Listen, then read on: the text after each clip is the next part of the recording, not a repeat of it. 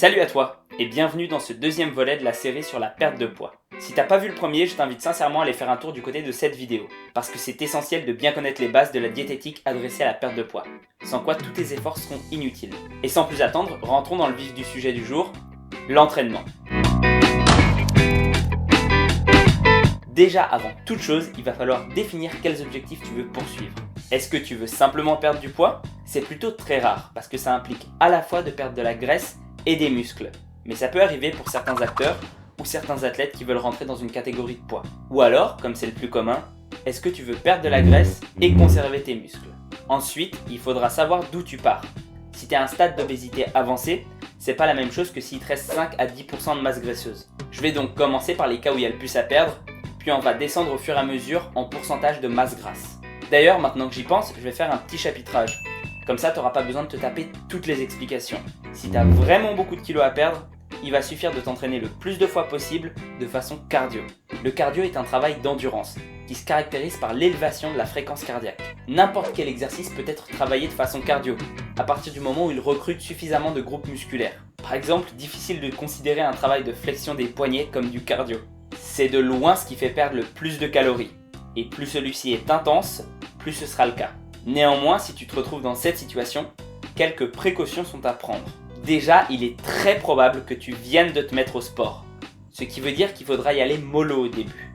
Ensuite, tu pourras rencontrer des problèmes avec les machines et outils dits classiques pour faire du cardio, parce qu'ils ne seront pas adaptés à ta morphologie.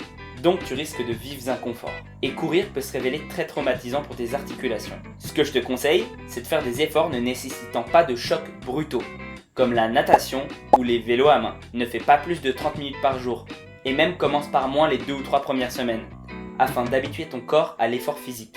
Tu peux, en parallèle, en profiter pour corriger des problèmes dits posturaux, avec des exercices simples et un coach avisé. Quand tu commenceras à avoir un BMI considéré comme normal, même si c'est pas une valeur très fiable, alors il sera temps de réduire le nombre de séances et d'en augmenter l'intensité et ou la durée.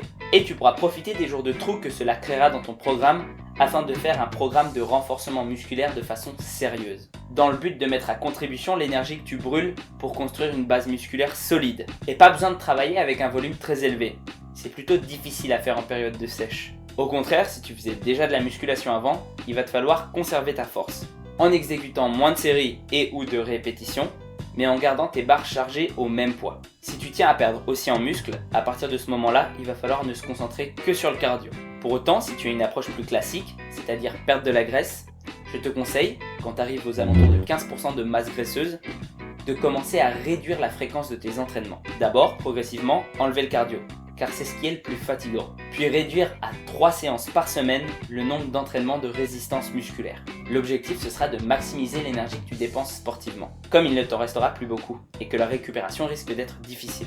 Pour avoir un corps harmonieux, il vaut mieux s'attacher à conserver le plus possible de tissu sec, plutôt que vouloir perdre sa graisse le plus vite possible. Si tu as quand même envie d'accélérer un peu le processus, ce que je peux parfaitement comprendre, parce que c'est très difficile de rester en diète très longtemps, ça joue sur le moral, etc., etc., alors je te conseille de faire des marches récréatives. En effet, plus le rythme cardiaque est bas lors d'efforts physiques, plus la graisse sera utilisée comme principal carburant. Pour autant, il faut surtout pas croire que le cardio intense est mauvais pour la perte de gras, car même s'il est moins utilisé en proportion que les sucres lents, l'énergie totale dépensée est bien plus importante, et du coup on perd encore plus de masse graisseuse. Mais en période de sèche, les sucres lents deviennent rares. De ce fait, les efforts physiques intenses devront être réservés aux séances de renforcement musculaire exclusivement.